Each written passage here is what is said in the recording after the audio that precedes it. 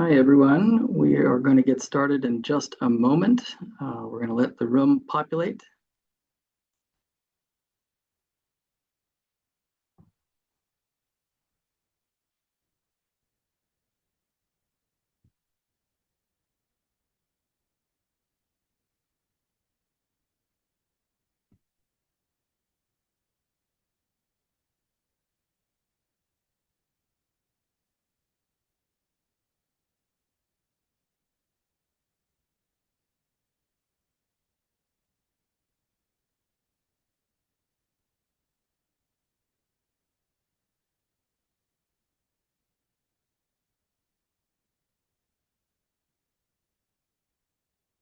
Getting good representation from around the country.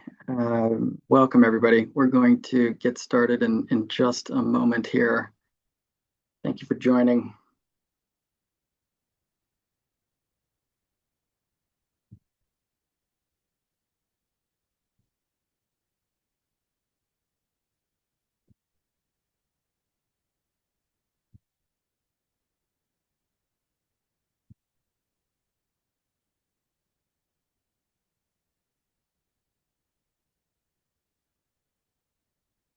Okay.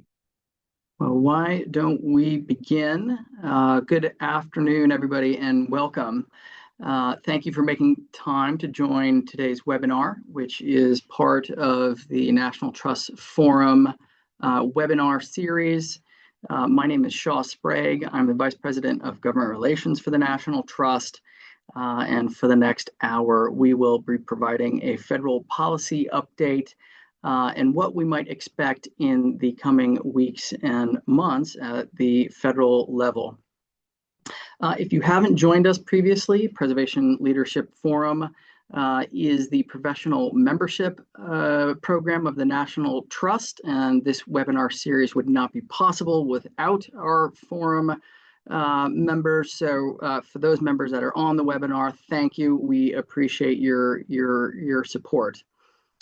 We have a lot to cover today, including several important updates to share, plus a special guest that we are excited to have join us for part of the conversation. Before we begin, I'd like to just share a few logistical notes.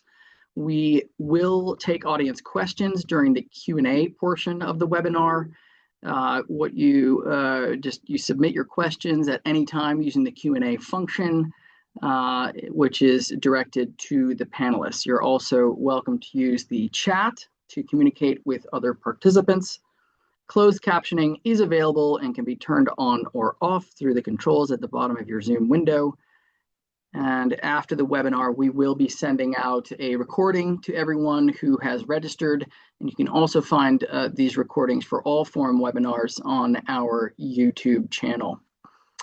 As a reminder, we ask that everyone is respectful to each other in the chat and follow our code of conduct. Next slide, please. So we have a fantastic lineup of speakers, including members of the Trust Government Relations team. That includes Pam Bowman, our Senior Director, and Lauren Cohen, our Director of Government Relations. We're also very pleased to be joined by Tom Mays, our Chief Legal Officer and General Counsel. But we're also very pleased to welcome Michael Lundquist to the conversation today. Michael is the Deputy Chief of Staff and Legislative Director for Congressman Mike Carey, who represents the 15th District of Ohio and serves on the important House and Ways Committee. In addition to overseeing legislative operation, Michael handles a wide-ranging portfolio of issues, including tax and appropriations, housing, finance, services, financial services, and energy. So in terms of our agenda today, we'll just give you a quick snapshot of what we intend to cover. After we hear from Michael, we're going to turn to Tom Mays for an update on the Advisory Council on Historic Preservation's recently proposed Section 106 regulations. We'll also cover the latest developments on federal funding and historic tax credit, provide a legislative roundup of key bills the Trust is supporting, and conclude with a look ahead on what's on the horizon and the Q&A portion of the webinar as time permits. Before turning it over to Michael, however, next slide, please. I wanted to say a few words about Congressman Kerry and the leadership role he is playing on Capitol Hill right now on preservation issues. Congressman Kerry agreed to become the vice chair of the Historic Preservation Caucus in the House recently. So we are very excited about his role in that regard, and he is advancing not one or two, but several preservation-focused bills this Congress. So very grateful to have Michael with us today. But as a member of the Ways and Means Committee, Congressman Kerry is an original co-sponsor of the Historic Tax Credit Growth and Opportunity Act and has been a key supporter on the committee for those improvements. Congressman Kerry is also leading the Revitalizing Downtowns and Main Streets Act and was one of the first to support increased investment in the Historic Preservation Fund during this semi-quincentennial year. And most recently, he's joined with Congressman Clyburn to reauthorize the African American Civil Rights Network, which we are grateful for. So it's very clear about the Congressman's interest and passion for historic preservation. And with that, let me welcome Michael to the conversation. Michael, next slide, please. Michael, maybe you could tell us a little bit about where Congressman Kerry's interest in historic preservation started, what you can tell us about how the Congressman makes these connections between historic preservation and economic development, housing creation, and community development. Absolutely. Well, first of all, thank you for the invitation to participate in this. The National Trust has been a great resource throughout my entire time working here on the Hill. Shaw, Pam, Lauren, Tom, thank you all. And especially lately, Pam, approaching our office with that great legislation with Representative Clyburn of South Carolina, renewing the African American Civil Rights Network Act. But I'm sure we'll get into that. Yeah, worked for Congressman Kerry on year 5 of working for him. It's been a pleasure to be able to work on historic preservation issues for him as well for the past few years. And Congressman Kerry was a history major. Has had a historical home in Ohio. He redid and then, of course, preserved. Lives in a historical home in German Village, which he also refurbished, and really quite a fantastic piece of property. He knows every ounce of history associated with his specific piece of property in the overall neighborhood. And it really shows in his work for Congress his true passion for historic preservation. Oftentimes when groups come in, they ask, Congressman, what's your number one priority in Congress? And there's quite a few things he could say or should say, but truly, I think one of them is historic preservation. And he's been able to influence a lot of great legislation. I think as it pertains to HTC Go, we had a bill that we led with Representative Brad Schneider of Illinois to restore the 1-year payout for the historic tax credit, as opposed to the current 5-year, which was implemented in the Tax Cuts and Jobs Act back in 2017. And working very closely with Darren LaHood's office, we were able to have it included in the newest iteration. I think should the opportunity come, that's a top priority for my boss. I mean, the overarching legislation, obviously, but especially restoring value through the 1-year payout. Maybe I'll walk through a couple other pieces of legislation that you mentioned in your introduction, Shaw. Revitalizing Downtowns and Main Streets Act with Mr. Gomez, a fellow Ways and Means member from Los Angeles. This is a new federal tax credit to convert underutilized or vacant commercial property into housing. It can be mixed use, obviously, but there are affordability requirements for the units to be held for those of whom have under 120% of the area median income. And then for difficult development areas, it's a 30% credit with more stringent affordability requirements. And then for historic preservation projects in rural areas of the country, it's up to 35%. And we drafted it in a way in which you can stack it with the HTC. The last thing we want to do is disincentivize the preservation of certain historical buildings where maybe you would take a shortcut and just, want to renew the building without protecting its historical aspects. Um, Obviously, Historic Preservation Fund, I'm sure you all are very familiar with it. Another great Ohioan delegation member, Mike Turner, who we share a district line with, leads the legislation every year. We make it a top ask, if not the top ask within the interior appropriations. We did it again this year. I think we've had a relatively favorable outcome. Obviously, hoping we can get appropriations done this year. Voted on a CR this week.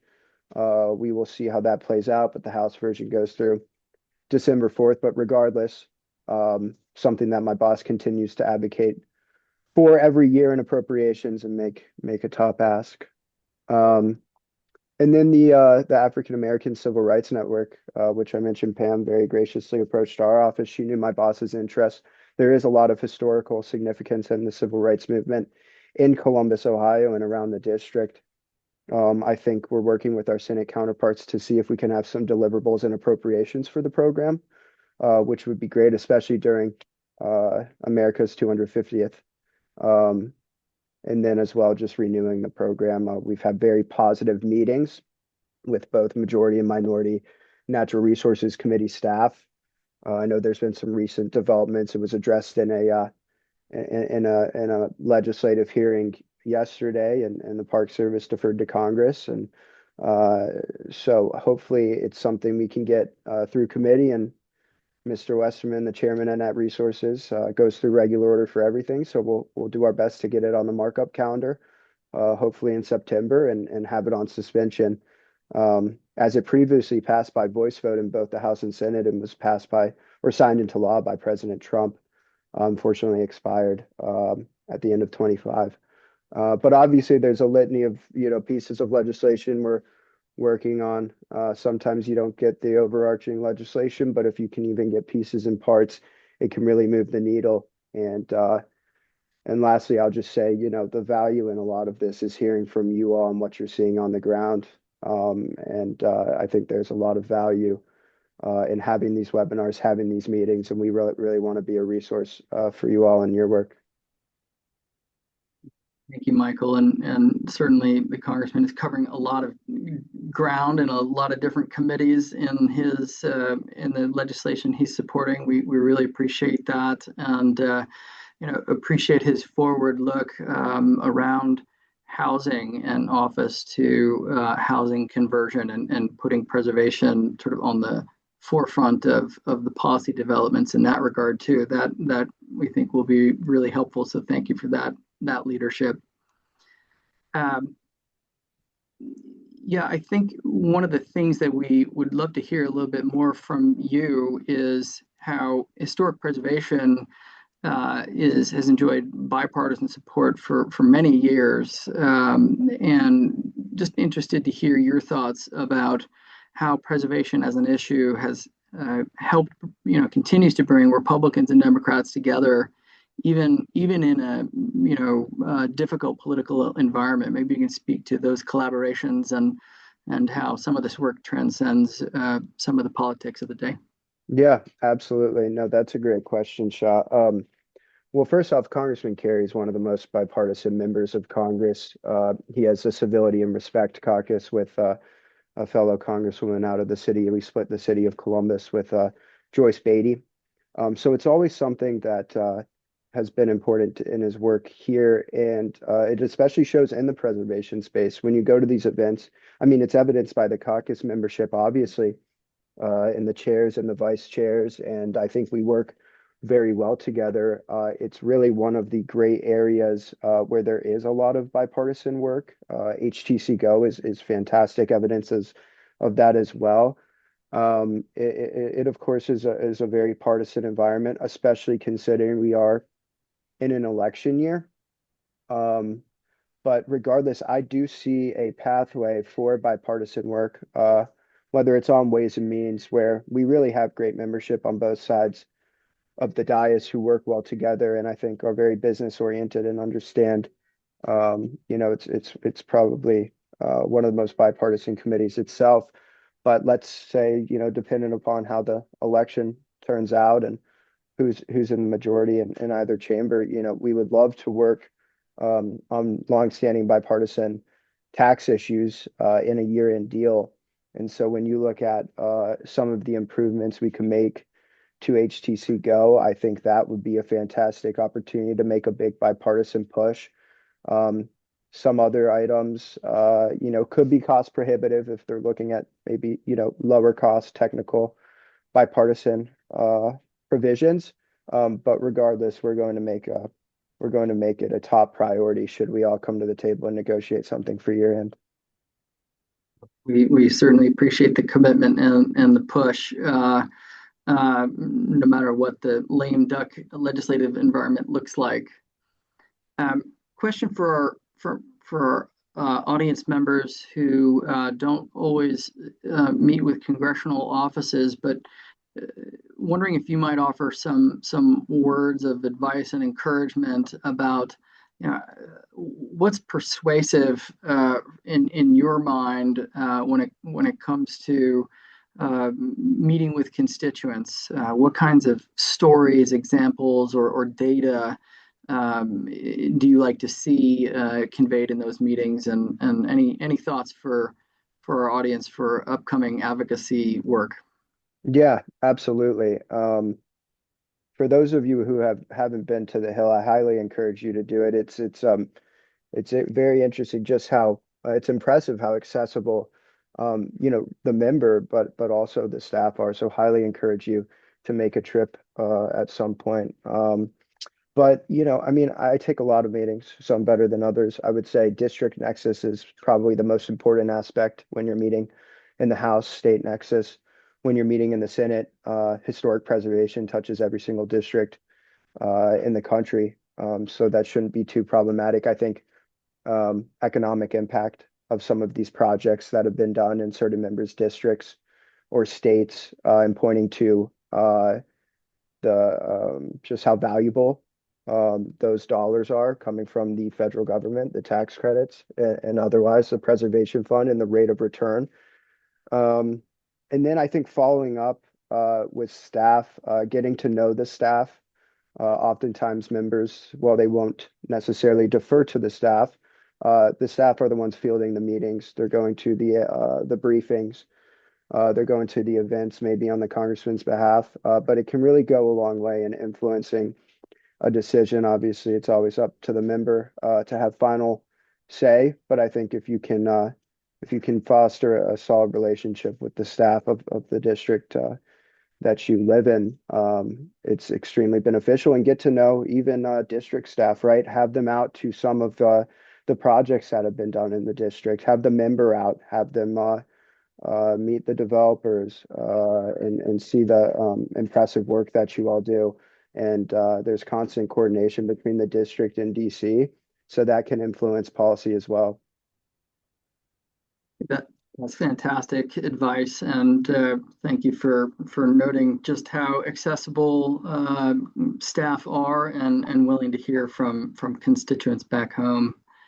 Um, so this question is, how can we help you? How can we help you and Congressman Kerry on these number of legislative priorities to get them over the finish line? We know it's a little undetermined as to what might have traction between now and the end of the legislative session, but maybe you can leave us with a few thoughts about how we can be most helpful to you going forward. Well, you've already been a huge help, I'll say that. Adding co-sponsors, whether it's revitalizing downtowns, HTC Go, historic preservation fund legislation, is always a great indicator to the committees of jurisdiction. Whether on or off committee members co-sponsoring, I think both are influential, but especially on committee. Education, certain offices may be more familiar with your issues than others. I think in whatever capacity you can educate staff, there's opportunities to educate members, but stressing the importance of historic preservation. It's not just a hobby, it's not just a passion, it's extremely important to our local economies and the fabric of our country, and essential that we maintain it. Um, but yeah, I would say adding co-sponsors to the pieces of legislation we're pushing. And then if we're missing anything on our end, if you're hearing anything, trying to track down a rumor, you're hearing there may be a vehicle moving, flagging that for us and letting us know how we can be most helpful in moving it forward. That's excellent and well said, Michael. Thank you for that broader perspective. It's always assuring to hear congressional staff really articulate what our audience sees every day, which is the such positive impact of preservation in communities throughout the country. So thank you. We know you're a busy guy and need to move on to your other meetings of the day. But on behalf of the National Trust, we just want to thank you and thank Congressman Kerry again for your leadership. And we're just very excited to continue to work with you and the office. And thank you for joining us today. No, thank you, Shah, for the invitation to speak to you all. And please, for any of the attendees of the webinar, do not hesitate to reach out to our office. We'd love to hear from you. But thank you again, and hope everyone has a good rest of their day. Thank you, Michael. Take care. Great. Well, now we have an important and timely update to share. Last Friday, July 17th, the Advisory Council on Historic Preservation circulated a proposed comprehensive rewrite of the Section 106 regulations. And while the council had previously announced its intention to revise the regulations, the proposal was released much sooner than anticipated, and a vote scheduled on an accelerated timeline that is significantly earlier than previously indicated. But here to share more about the proposed regulations, their impact on protecting historic and cultural resources, and the steps that the National Trust is taking as a voting member of the council is the Trust General Counsel, Tom Mays. So Tom, thank you for carving out a few minutes of your day to speak to our audience today about what's happening at the ACHP. Thank you, Shaw, and thanks for making time to insert this important piece of information into the webinar. This, of course, came as a surprise to us, but the Advisory Council on Friday sent around to the voting members this proposed rewrite of the regulations. I don't think it's possible to overstate how devastating these proposed changes would be. They essentially eviscerate the Section 106 process as we have known it for some time, for decades. And we have already, the National Trust has already voted no on this. I do want to highlight some of the more dramatic changes that are being proposed. The overall theme is to really shift authority toward the federal agencies so that they are making determinations about what is historic, how much consultation they do, how many people they involve in the process. It dramatically reduces the requirement for consultation and public participation. Let me break that down a little bit. It leaves the consultation with state historic preservation offices and tribal governments largely to the discretion of the federal agency. The same with public participation. As many of you know, the National Trust mission is to facilitate and encourage public participation in historic preservation. And this is a particularly damaging part of these proposed regulations to essentially cut out the state historic preservation offices, the tribal historic preservation offices, and the public from this consultation. It also limits the project subject to Section 106 review in a couple of different ways. It narrows the definition of adverse effects. It eliminates indirect effects and cumulative effects. It also attempts to narrow the definition of what is actually historic. So it essentially tries to change that so it could only be buildings and could not be some of the landscapes or landscape features that, in particular, tribal people find to be part of their cultural heritage. And again, it makes mitigation discretionary rather than expected. So these are really damaging, substantial changes to the Section 106 process being proposed through the regulatory process. If you could go to the next slide, please. So there's going to be a process here. First, the advisory council will need to vote on it. That vote will conclude on Friday. That will determine whether they issue these as proposed rulemakings. And then it will go through a process. And we're going to share more about that process next week. And the advisory council is going to share more of the specifics of that. But here's some of the things that the National Trust, with our partners, is doing. We are actively communicating with the preservation community about this. We're coordinating with the National Conference of State Historic Preservation Offices and with NAFPO, the Association of Native Tribal Preservation Officers. We're also trying to make this information known across the preservation community. You may have seen some news reports on that. And we've been distributing informational materials. We have submitted written comments to the council from the National Trust that summarizes some of these changes, and we have registered our no vote against this. And we are scheduling a follow-up webinar that will go into more detail about this next week on July 30th at 1 o'clock. So look for an announcement about that. All of this information can be found currently on our website at the link that's included and that I think Priya has shared in the chat. So look for more information. I do want to make sure people are aware of this and have access to the information that can help guide how you might react to it. And I hope you will attend the webinar next week where we'll be able to go into more detail about this.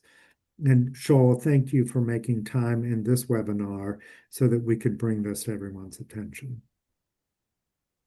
Thank you, Tom. We really appreciate your leadership in this and the quick action of the trust to communicate broadly to the preservation community about these changes. Next slide, thank you. I did want to remind everybody that the conversation about the National Historic Preservation Act reform isn't happening only at the advisory council level. Congress is also examining Section 106 as part of the broader debate over federal permitting reform. Many of you will recall that last October, the Senate Energy and Natural Resource Committee held what appears to have been its first hearing devoted exclusively to Section 106. What that hearing signaled is a growing congressional interest in whether the statute should be amended as part of future permitting legislation. We don't yet have legislative text, so it's too early to know what specific changes Congress may pursue. But based on that hearing and reports, it does point to certain areas that are gaining attention, including defining the area of potential effect, consultation, timelines, how properties are determined to be eligible for the National Register, and we also hear about judicial reforms that we saw with NEPA that are being talked about around NHPA as well. At the same time, there are encouraging signs that many members of Congress recognize the importance of preserving meaningful Section 106 process. Just yesterday, Senators Heinrich, Wyden, Cantwell, Hirono, King, Cortez Masto, Hickenlooper, and Padilla and Gallego issued a statement urging the ACHP to reconsider its proposed regulations and develop an approach that does not undermine the rights and voices of the communities most affected by federal undertakings. That was within just a few days of those regulations emerging. So encouraging to see that response from Congress. I'll just final note that this is a rapidly evolving issue, and we expect developments in both Congress and the ACHP over the coming weeks. So we will be following both very closely, and I hope you will join us next week for the webinar that Tom referenced, where we'll have an opportunity to provide even more detailed updates. With that, I will turn it over to my colleague Lauren for a few of our other major legislative priorities. Great, thank you. Good afternoon, everyone. It's good to be with you. I'm going to spend a few minutes giving you an update on two areas that many of you are watching just as closely as we are. Federal appropriations for historic preservation programs and where things stand with the federal historic tax credit advocacy. So I'll start with appropriations. Congress is now in the midst of the fiscal year 2027 appropriations process. The House has released its proposed funding levels for the Historic Preservation Fund, for the ACHP, and other items, but we're still waiting for the Senate to unveil its version of the bill. So for context, the current enacted funding for the Historic Preservation Fund for fiscal year 2026, which is what we're in now, is just over $181 million. The House proposal for fiscal year 2027, as you can see on the screen, would provide $163.65 million. That also includes a one-year extension for the authorization of the Historic Preservation Fund. You'll note that there is a discrepancy, a difference in the enacted number for 26 and the proposed House number for fiscal year 2027. So at first glance, those numbers are certainly a little bit disappointing to see a difference there, but we all want to see continued investment in the Historic Preservation Fund, but I think it's important to put these numbers into context. Our reading of the House proposal is that it isn't a reflection of diminished congressional support for the Historic Preservation Fund or our work generally, but rather it's a product of the very difficult fiscal environment that appropriators are working in for this fiscal year's work. Appropriators are under significant pressure to reduce discretionary spending across much of the federal government, and nearly every program within the Interior bill is facing those same headwinds that we're seeing for preservation, or even worse. Additionally, I'll note that the current enacted number of $181 million also includes over $15 million in congressionally directed spending, which the proposed House number does not include. The congressionally directed spending dollars only come from the Senate side. So we'll see those things added in later. But adding to the uncertainty is the fact that we're quickly approaching the end of this fiscal year. The current government funding expires on September 30th. And just yesterday, the House passed a continuing resolution that would keep the government funded through December 4th, allowing them to avoid the threat of shutdown right before the October recess and the November election. However, Senate Majority Leader John Thune has already indicated that the Senate will pursue its own approach rather than simply taking up this House-passed bill.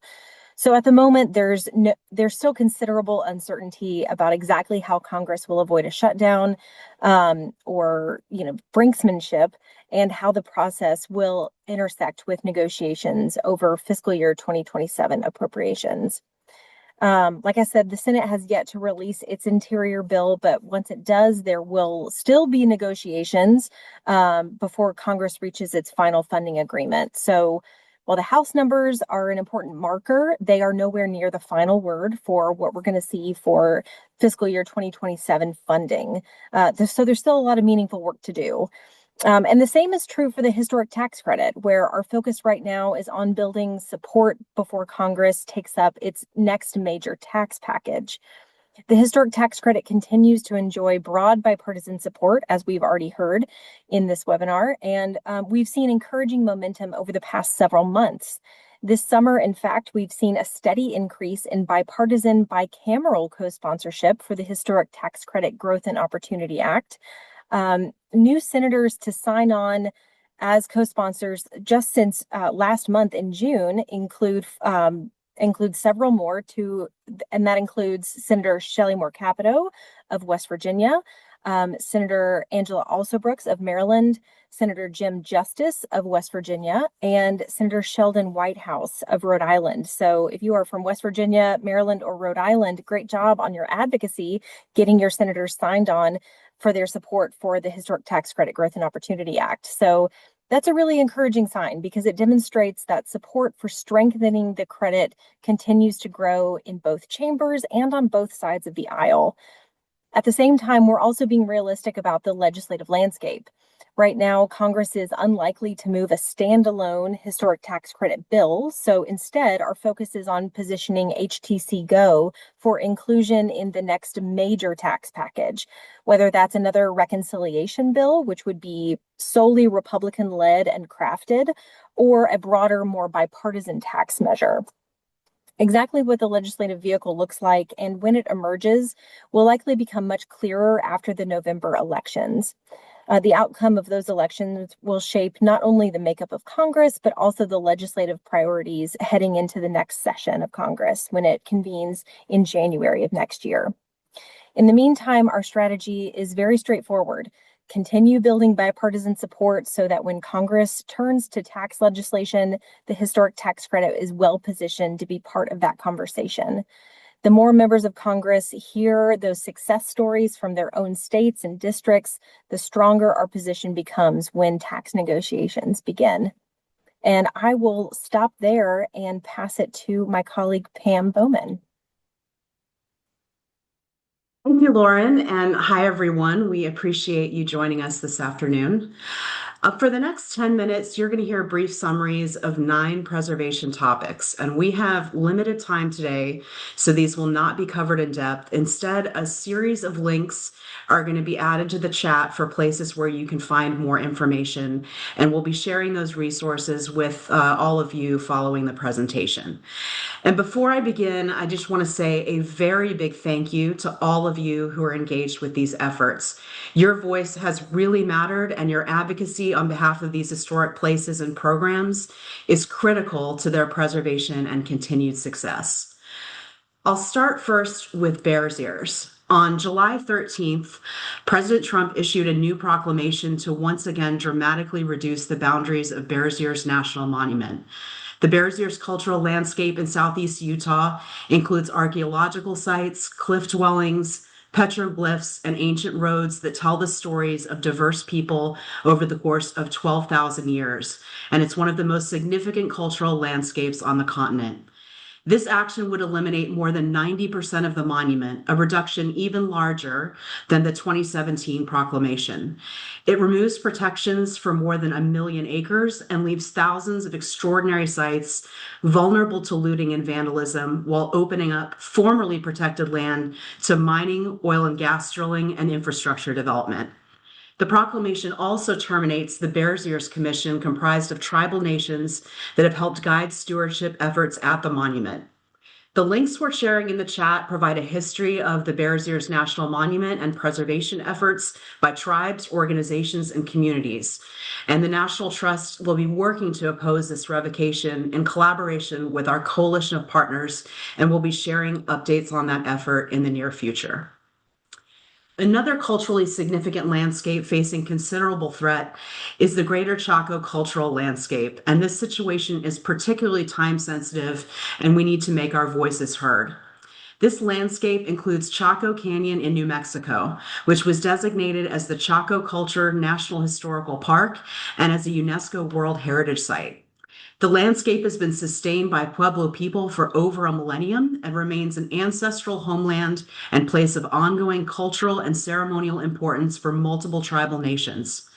In 2019, a 10-mile buffer zone was created between the park site and oil and gas drilling to preserve and protect cultural resources, and now that protection is at risk. And for the second time, the National Trust included Chaco on its annual list of America's 11 most endangered historic places in May earlier this year. In April, the Department of the Interior held a very brief 7-day comment period on a proposal to revoke the public order that created that important zone, where the National Trust and many others submitted public comments. And now the Bureau of Land Management will prepare an environmental assessment and has proposed revoking protections for approximately 336,000 acres located within a radius of 10 miles surrounding the National Historical Park. The BLM has opened up a 14-day comment period, which closes on July 29th at midnight Mountain Time. The links in the chat will direct you to resources that can help with your comments, including our April comment letter and a link to the BLM website to enter your submission. The National Trust will again be submitting comments and will post them when available. And please also use our advocacy action to tell your members of Congress to support Chaco. I also wanted to share a brief update on another one of our 2026 11 most endangered historic places sites, which is the Tule Lake Segregation Center in California. During World War II, this center served as a maximum security prison for Japanese Americans who protested race-based incarceration. The site tells the story of the resilience of thousands of Japanese Americans who exercised their rights to protest and resist discrimination, incarceration, family separation, and direct attacks on their citizenship and human rights. A rural airfield now occupies about 350 acres at the heart of the former incarceration campsite, and the Federal Aviation Authority and Modoc County are seeking to expand the airfield runway, including the construction of a 3-mile-long, 8 to 10-foot-high security fence, which could permanently alter the setting, viewshed, and archaeological integrity of Tule Lake. Supporters, survivors, and descendants are expecting the announcement of a public comment period in August, and we'll share more details about that timing as soon as that information is available. But in the meantime, Congress needs to hear from you, particularly if you live in California or Washington State. So please utilize our advocacy action and ask your members of Congress to support Tule Lake. Next slide, please. Yesterday, the Senate Energy and Natural Resources Subcommittee on National Parks held a 25-bill hearing to consider testimony and views on those pieces of legislation. We're including a link in the chat to a recording of the live stream and the full list of the bills that were addressed yesterday. Many of you may be engaged on several of these bills, but I did want to highlight just a few that we're following closely and where we could use some additional advocacy. The list of the bills yesterday included Route 66, designating it as a National Historic Trail. And what better 100th birthday present during this centennial year to secure that designation? We hope you'll join us with continuing to support this effort. Also on that list was new legislation with multiple provisions that would, among other things, preserve a select group of Rosenwald schools, establish a Rosenwald Schools network, and commemorate the life and legacy of Julius Rosenwald and the partnership with Booker T. Washington and thousands of communities. The subcommittee hearing also included discussion of the American Battlefield Protection Program Amendments Act, which would reauthorize the American Battlefield Protection Program's grant program and continue this critical investment for battlefield preservation through 2035. And also on the list, a bill that Congressman Kerry's staff mentioned earlier is the newly introduced bipartisan and bicameral legislation to reauthorize the African American Civil Rights Network. This bill would enable the continuation of a popular National Park Service program for a national network of sites, activities, and research that commemorate, honor, and interpret the history of the modern civil rights movement. During that hearing, we heard positive reaction from both the chair and ranking member of the subcommittee to several bills, including Route 66 and the African American Civil Rights Network bill. The National Park Service also testified, and you can find their views in the witness testimony that Priya has linked to in the chat from the live stream website. And on the Senate side, the next step in this legislative process will typically be a full committee hearing. We're going to continue our advocacy and engagement as we are urging Congress to take action on these bills before the end of the year. There are now several resources in the chat, including advocacy actions, for all of you to join that legislative push in the coming weeks and months. Next slide, please. We have two more updates on congressional activity this summer. First is a legislative effort to address the deferred maintenance backlog at the National Park Service and other federal agencies. In 2020, enactment of the Great American Outdoors Act established the National Parks and Public Land Legacy Restoration Fund with an investment of $1.9 billion per year over 5 years to address the deferred maintenance backlog that in many cases impacts historic assets and structures. It was a critical investment in our national parks and public lands, but many projects were unable to be addressed by that 5-year fund. And the National Park Service's maintenance backlog remains at a very high amount, over $20 billion. Congress is pursuing bipartisan legislation that calls for an extension of this fund with billions in additional investments. The effort has proved so popular, it is now overwhelmingly supported in Congress and has attracted the support of 68 senators and 219 representatives. And just yesterday at the subcommittee hearing I mentioned, the Chairman Daines reiterated his support for the legislation and his hopes that it'll come to the Senate floor before the end of the year. And finally, we wanted to call your attention to last week's introduction of the Preserve Act in the House, which was introduced by Representatives Titus from Nevada and Doggett from Texas. Since the General Services Administration was established in the late 1940s, it has stewarded one of the oldest and largest public art collections in the United States. Many pieces were commissioned under the New Deal programs, and art embedded in the walls of historic buildings often cannot be transported or removed.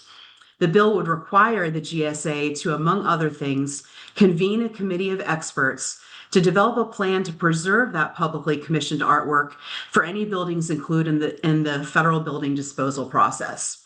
And the legislation emphasizes the importance of ensuring that the artwork is accessible to the public. The National Trust has endorsed this legislation, and we hope Congress will ensure passage of this as soon as possible. And I will wrap up there and turn it to my colleague, Lauren. Great. Thank you, Pam. Well, before we get to your questions, I want to leave you with a few important dates and opportunities to keep on your radar over the coming months. So first, Congress will be in recess for August and again in October. So while that means that lawmakers are away from Washington, it's actually a great time to engage with them. During recess, members of Congress are back in their home states and in their home districts, meaning that constituents can visit with them in their local communities. So if you've been thinking about inviting your U.S. representative or your U.S. senator to tour a preservation project, visit a historic downtown, or see firsthand how federal preservation programs are making a difference, this is your opportunity. You've got 2 months coming up, again, August and October. We all know that there's really just no substitute for seeing preservation in action, and these visits can be incredibly valuable in helping members of Congress understand why these programs matter. Also, looking ahead, Election Day is Tuesday, November 3rd. Campaign season will certainly be in full swing, but our advocacy doesn't stop when the votes are counted. After the election, Congress returns for what's known as a lame duck session, which runs from November into early January before the next Congress is sworn in. This is often one of the busiest times of the legislative year during an election year as lawmakers work to wrap up unfinished business, including funding decisions, as I mentioned earlier, and other major policy priorities before the next Congress begins.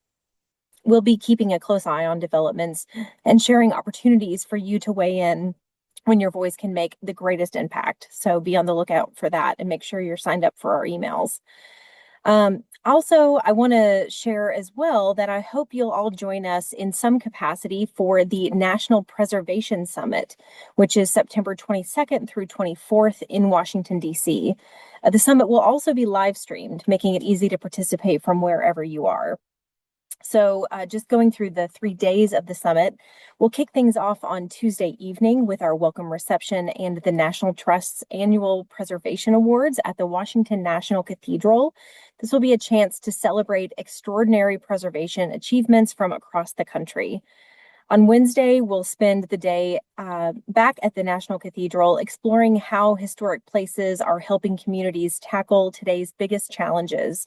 We'll hear from leaders in preservation, in government, business, and the arts as they discuss topics like adaptive reuse, historic tax credits, energy efficient rehabilitation, and new ways for interpreting America's history to make sure that we're telling the full American story.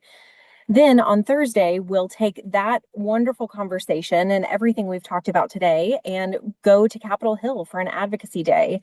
This will be your chance to meet directly with members of Congress and their staff like we heard from earlier, to help make the case for these incredibly important preservation programs and priorities.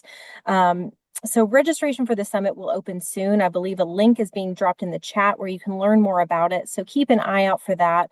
But we do hope that you'll be able to participate in some capacity. And, we'll be bringing all of the topics we talked about today, and potentially even more to Capitol Hill on September 24th for that advocacy day. So we would love to have your voices heard and represented on that day.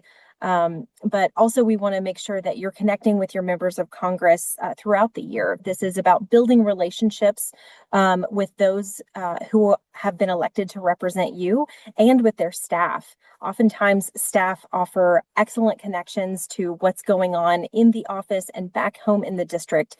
So we want to make sure we're building those connections. And now I think we will go over to question and answer.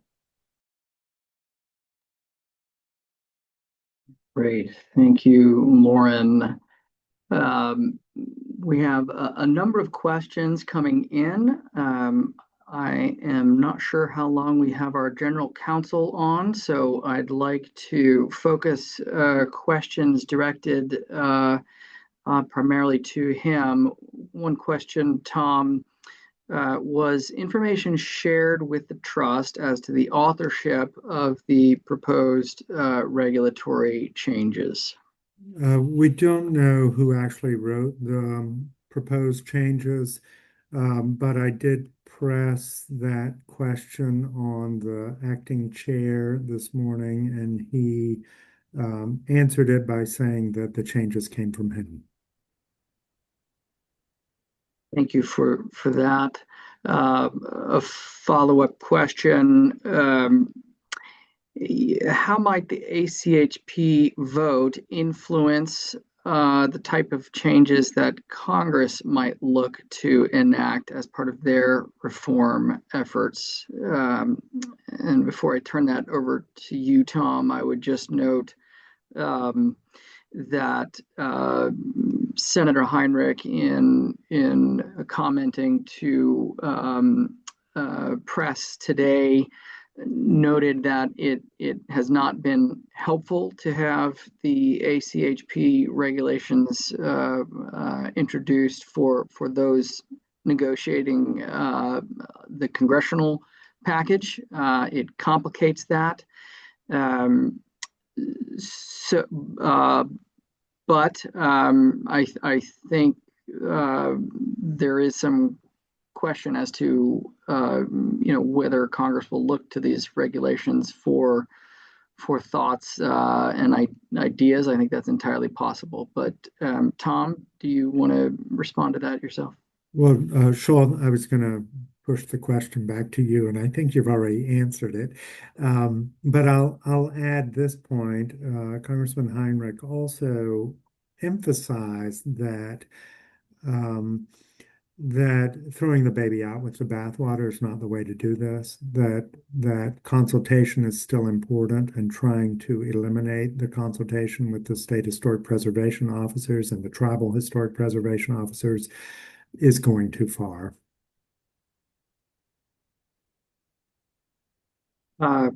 This question looks like a good one for Pam. A question about the African American Burial Grounds Preservation Act. Could you give an update as to where that stands? Thanks, Shaw. We don't currently have an update on that piece.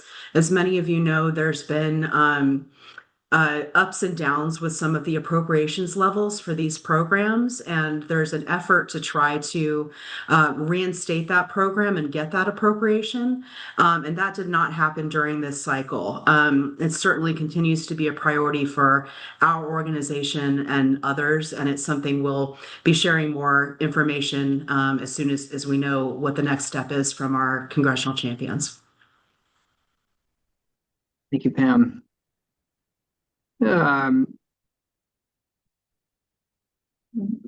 Great.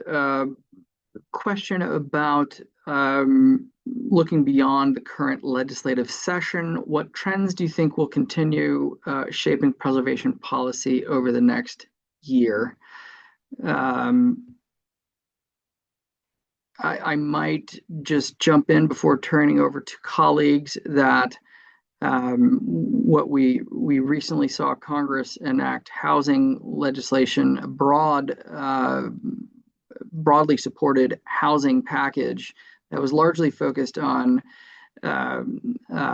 HUD agency programs, a number of which were positive and included rehabilitation of both homes and abandoned properties. There were provisions in there that would enhance the HUD's RAD program, which is an instrumental piece for how historic tax credit financing pulls together both low-income housing tax credits and historic tax credits. So a number of positives.